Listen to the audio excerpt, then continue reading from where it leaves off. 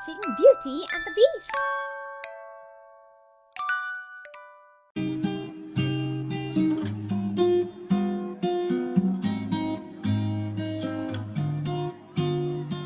There lived a lovely girl with her daddy in the faraway town by the fields of Paddy.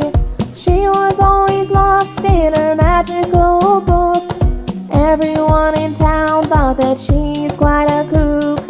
Her daddy had to go out of town for some work.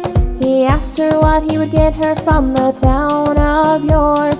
She asked for a white rose as her gift. She waved a goodbye as he drove through a drift. Her father was caught in a thunderstorm. He landed up in the wrong part of town. Chased by the hungry wolves, he ran so fast. He reached a dark castle that was lost in the past. He was given food and shelter for the night. He wondered if his host was a lonely knight. He slept soundly in a grand bed. A shadow spied on him as it crept with a slight tread. As he started leaving the castle the next day, he spotted a lovely rose bush by the pathway. He thought of his daughter as he picked a rose. Little did he know that he'd be punished for what he chose. A beast appeared in front of him and put him in chains. He wouldn't release him and made him suffer many pains. Back at home, Beauty was worried sick.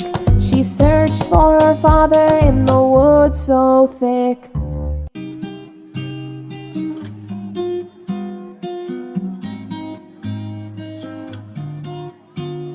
She found her way to her father, chained to a hoe. She pleaded with the beast to let him go. She agreed to take his place as she was the reason for her father to be caught in such a prison. The beast threw her father out of his home. Beauty became his guest of honor in his dome. He showered her with gifts and wanted to be a friend.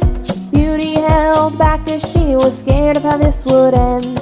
Days passed to weeks and weeks to months. Beauty got used to living with her new friends. A naughty candlestick and a talking clock, Mrs. Teapot and a beast whose love was steady as a rock. A curse lay on the castle and the beast. Only true love would break this prison in the least. He hoped that Beauty would love him in his nose.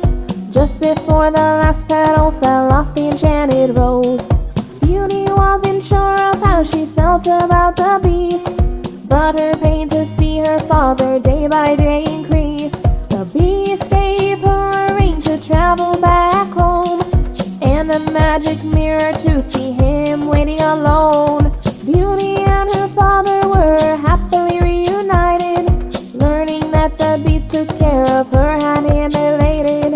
As she spent time with her father and friends in town, she forgot about her return to Beast of the Crown.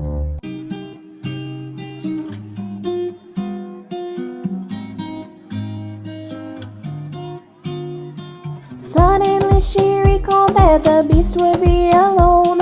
Her magic mirror showed him unconscious back at home.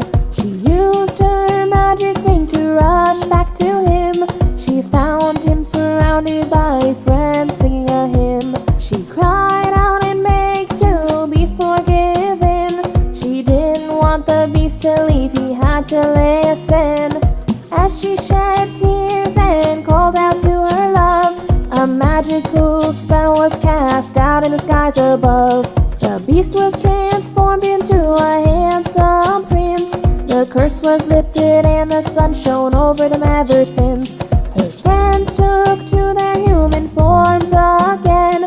The prince thanked Beauty standing in a shower of summer rain.